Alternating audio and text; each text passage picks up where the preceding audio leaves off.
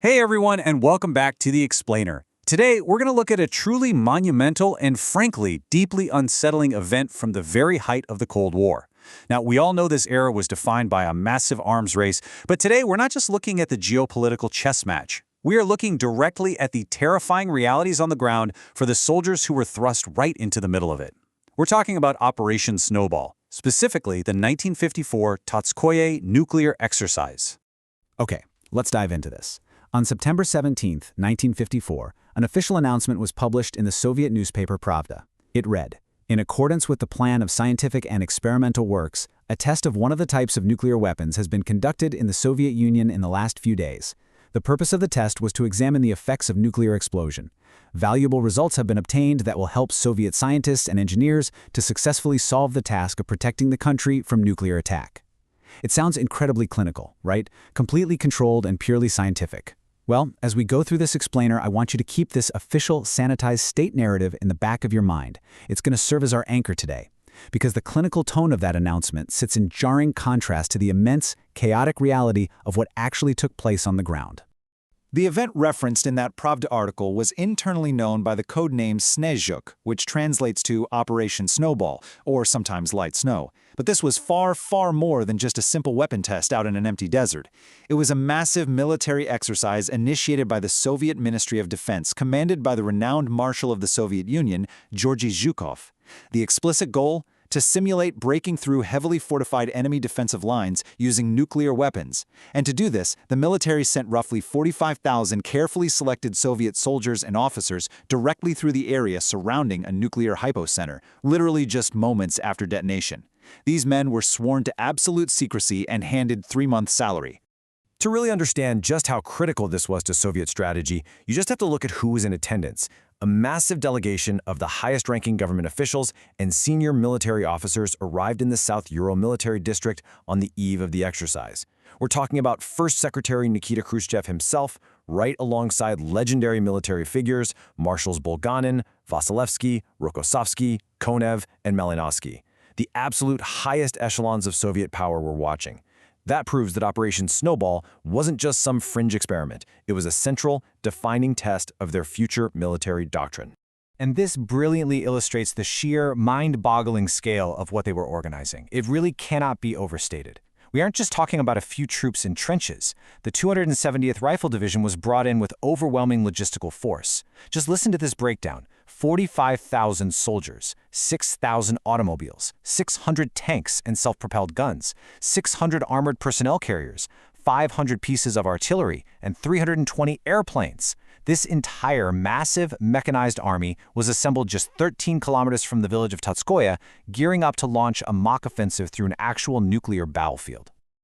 Let's walk through the chillingly precise sequence of events on the morning of September 14, 1954.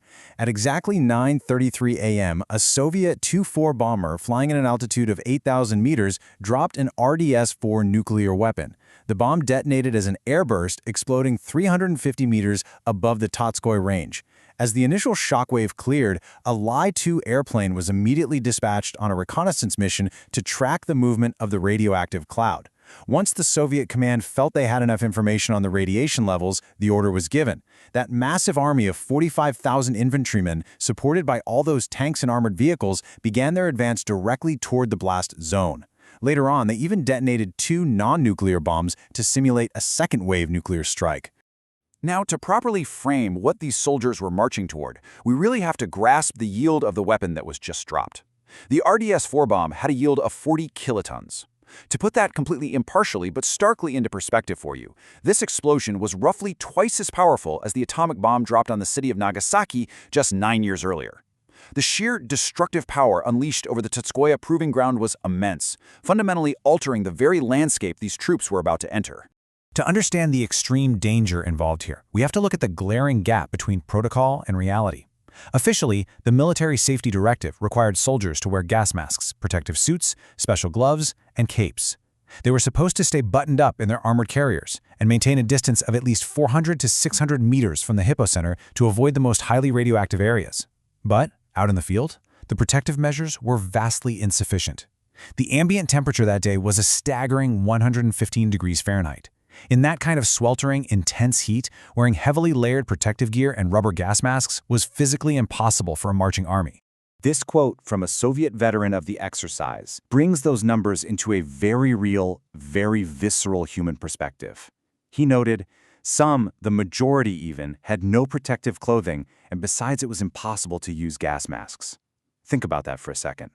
You are a soldier advancing into the hypocenter of a 40-kiloton blast, twice the size of Nagasaki, and because of the severe heat and logistical failures, you are marching largely unprotected into a freshly contaminated zone. Further reports actually showed that insufficient care was taken to properly remove and dispose of the contaminated clothing the soldiers did manage to wear. And the impact wasn't just limited to military personnel. There was a major civilian element to this as well. Evacuations in the surrounding areas were, frankly, haphazard. Now, residents of villages located around 6 kilometers from the explosion were offered temporary evacuation outside a 50-kilometer radius, and a lot of them did receive insurance or newly built houses if they chose not to return. But the handling was wildly inconsistent. Unbelievably, some villagers who chose to stay in the danger zone were simply told to dig ditches to avoid the effects of the nuclear blast. And while many villages avoided total destruction, houses located less than 8 kilometers from the site caught fire and burned completely to the ground. The immediate aftermath left this haunting, almost poetic, sensory reality on the ground. Sergei Zelentsov, a military officer who was the very first person to actually reach the middle of the hypocenter, described walking through an empty, quiet landscape where the only sound was the constant clicking of radiometers. Now, what's really interesting about this is how he described it. He wrote, "The ground was covered with a thin, glassy crust of melted sand, crunchy and breaking underfoot like a thin ice on spring puddles after a night frost, and there were no footprints on it except for my own." The intense heat of that 40-kiloton explosion had literally turned the sandy earth into a sheet of radioactive glass. Officer Zelentsov also noted that he felt confident walking along that glassy crust because his radiometer registered a level of radioactivity not exceeding 1 Roentgen per hour. And this really highlights the logic of how they navigated the space. The troops were supposedly routed to proceed past the hypocenter just outside the areas of severe radioactive contamination. They were relying heavily on these localized momentary radiometer readings to literally thread 45,000 men through an active nuclear fallout zone. In the days following the blast, the Soviet scientific apparatus went to work on that ruined landscape with striking clinical detachment.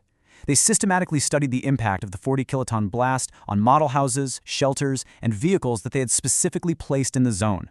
They carefully analyzed the effects on the local vegetation and on experimental animals left in the area. The detailed reports generated from Totskoye were later discussed at a major scientific conference at the Kuyabyshev Military Academy in Moscow. And ultimately, all this data served as the foundational basis for the official Soviet program of defense against nuclear warfare. So the crucial point is, we return right back to the very beginning. Valuable results have been obtained. That's the exact phrase from that Pravda newspaper publication. The scientific community and the military high command got exactly what they wanted. Raw, completely unprecedented data on how a mechanized army and defensive structures hold up against a massive nuclear strike.